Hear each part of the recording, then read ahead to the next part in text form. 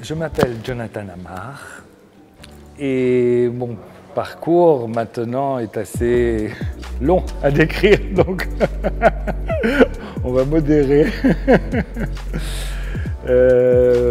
J'ai beaucoup navigué d'abord dans la nuit parisienne avant d'arriver à la photographie, et puis de la photographie je suis passé à la direction artistique et de la direction artistique à la création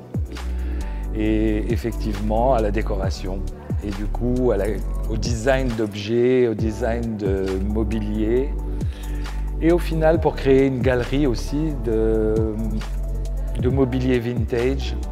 qu'on récupère et qu'on rénove, qui nous permet aussi de diffuser à travers le monde des produits qui sont aussi rénovés d'une manière complètement soit à l'image du produit original, soit dans la création de collections de luminaires comme on fait en ce moment et qui sont édités par la galerie. En fait, j'ai commencé, ce qui m'a amené au design, en fait, c'est la photographie. Donc c'est le fait de créer des décors dans mes photos et de chercher toujours un élément qui vienne rajouter quelque chose sur la photo ou dans mes reportages, cette manière graphique d'utiliser l'image. C'est à partir de là que j'ai commencé à vouloir créer des objets. Donc, et le parcours a été en fait, non, je n'ai pas fait d'école de design, je n'ai pas fait une école d'architecture, de par moi-même.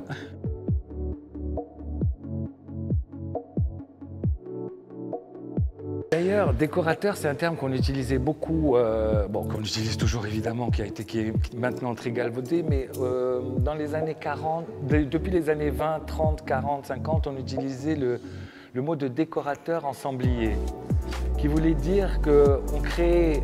un ensemble dans un décor, c'est-à-dire le mobilier, et la plupart des décorateurs étaient des ensembliers, ils créaient l'univers dans la maison. C'est-à-dire que vous rentriez dans une maison, les meubles étaient créés par le décorateur, en règle générale. Le designer a une fonction complètement différente déjà, par rapport au décorateur. Le designer, lui, peut intervenir sur des sujets complètement différents, que ce soit la création d'un siège pour un automobile, de la rénovation d'un avion, ça peut être de multiples choses qui peuvent être redesignées par rapport à l'époque, par rapport à la technologie qui existe actuellement et qu'on peut utiliser pour recréer des objets. Mais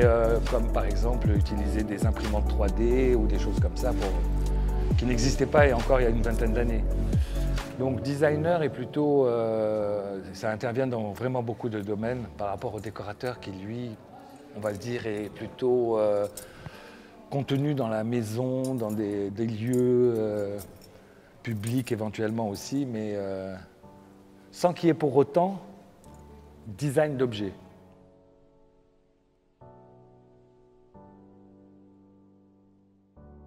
C'est vrai qu'au Maroc, il y a je crois que c'était la première expo que j'ai faite, c'était à Bab Rouah, il y a peut-être une trentaine d'années, avec, grâce à monsieur André Azoulay qui avait à l'époque voulu qu'on expose un peu le travail justement de l'artisanat marocain revisité. Et pendant de nombreuses années, je me suis attaché à revisiter l'artisanat marocain dans toute sa splendeur évidemment, de tous ces gens qui savent travailler la matière, mais qui juste perpétuent toujours le même système. Et moi, j'ai voulu intervenir et mélanger les matériaux et changer la méthode de production pour améliorer le fini, pour avoir un produit vraiment bien fini et évidemment créer des designs qui sont complètement, qui à l'époque étaient d'actualité. Donc effectivement, c'est ce mélange de ethno, chic qu'on a introduit à cette période-là, dans les années 80, jusque dans les années 90 et 2000, au début des années 2000.